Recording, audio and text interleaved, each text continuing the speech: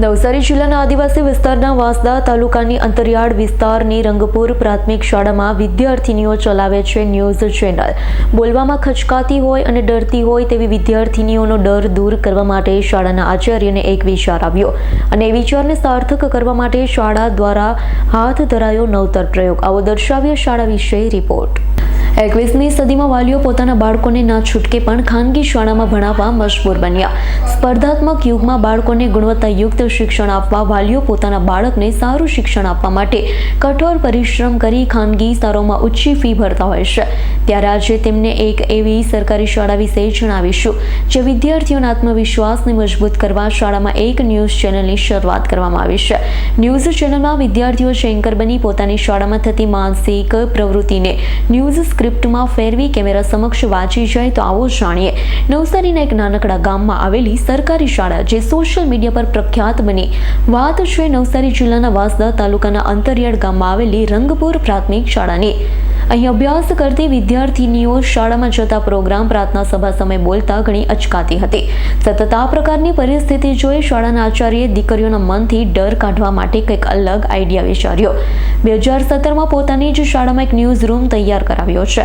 શાળાના સંચાલકોએ રંગપુર ન્યૂઝ નામથી યુટ્યુબ ચેનલની શરૂઆત કરી. હાલમાં ખાસી લોકપ્રિયતા મળી રહી છે. ટીવી પર દેખાતી ન્યૂઝ ચેનલ જેવો સેટઅપ શાળામાં ગોઠવવામાં આવ્યો છે. ટીવી પર દેખાતી ચેનલ પર ચટપટા સમાચાર ન્યૂઝમાં સ્થાન આપવામાં આવ્યા છે. એવી જ રીતે અહીં શાળાની માનસિક પ્રવૃત્તિને ન્યૂઝ સ્ક્રિપ્ટમાં ફેરવી વિદ્યાર્થીઓ જાતે એન્કર બની કેમેરા સમક્ષ વાંચી જાય છે. સાથે આ સમાચારને સોશિયલ મીડિયામાં અપલોડ પણ કરે છે. ધીરે ધીરે તેઓ પોતાની ભૂલને જોઈ હવે પ્રોફેશનલ એન્કર જેવા જ સમાચાર વાંચતા થયા છે. મારું નામ પાઠક નીતિન. હું રંગપુર પ્રાથમિક શાળામાં મુખ્ય શિક્ષક તરીકે ફરજ બજાવું છું. સમસ્યા એ હતી કે દીકરીઓ બોલતી ના હતી, તો થોડી શરમાળ હતી. તો એમને હવે બોલતી કઈ રીતના કરવી એ અમારા માટે પડકાર હતો. તો અમે 2016થી શિક્ષકો સાથે મળીને એક નવતર પ્રયોગ કર્યો, જેને નામ આપ્યું અમે રંગપુર ન્યૂઝ. એટલે અમે દર મહિને સ્કૂલમાં જે પણ પ્રવૃત્તિ થાય એની અમે સ્ક્રિપ્ટ લખીએ છીએ દીકરીઓ સાથે મળીને. ત્યારબાદ એક શાળાના રૂમમાં અમે સ્ટુડિયો બનાવ્યો છે, ત્યાં અમે એનું શૂટ કરીએ છીએ અને ત્યારબાદ એને સોશિયલ મીડિયામાં અમે એને અપલોડ કરીએ છીએ. આવું અમે 2016થી કરી રહ્યા છીએ. હવે ફાયદો એવો થયો કે જે દીકરીઓ શરમાળ હતી એ આજે અમારી સામે વ્યવસ્થિત પોતાની અભિવ્યક્તિ રજૂ કરે છે, વાલીઓ સામે અભિવ્યક્તિ રજૂ કરે છે અને સરકારશ્રી દ્વારા લેવાતી તમામ સ્પર્ધાઓમાં મારી દીકરીઓ આજે ભાગ લે છે અને રાજ્ય કક્ષા સુધી પણ મારી દીકરીઓ ભાગ લઈ આવી છે.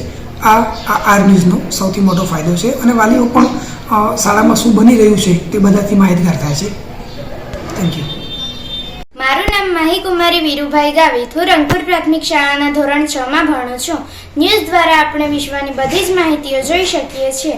એથી જ પ્રેરિત થઈને અમે અમારી શાળામાં આર ન્યૂઝ નામની ચેનલ ખોલી છે. આર ન્યૂઝમાં તો સૌ પ્રથમ મહિના દરમિયાન કોઈ ઇવેન્ટ્સ હોય, કોઈ મુલાકાતે આવ્યું હોય એની અમે નોંધ કરીએ છીએ અને એને સ્ટુડિયો રૂમમાં રજૂ કરીએ છીએ.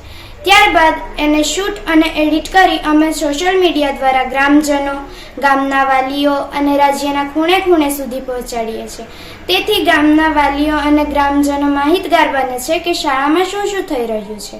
અને એનો બીજો ફાયદો એ છે કે છોકરીઓ હોય છે એ સ્વભાવે શરમાળ હોય છે, તેથી તેઓ કંઈક બોલી શકતી નથી.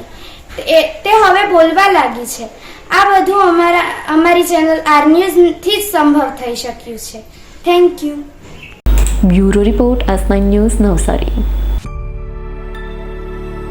અમારી તમામ માહિતીથી અપડેટ રહેવા માટે જોડાયેલા રહો S9 ન્યૂઝ સાથે.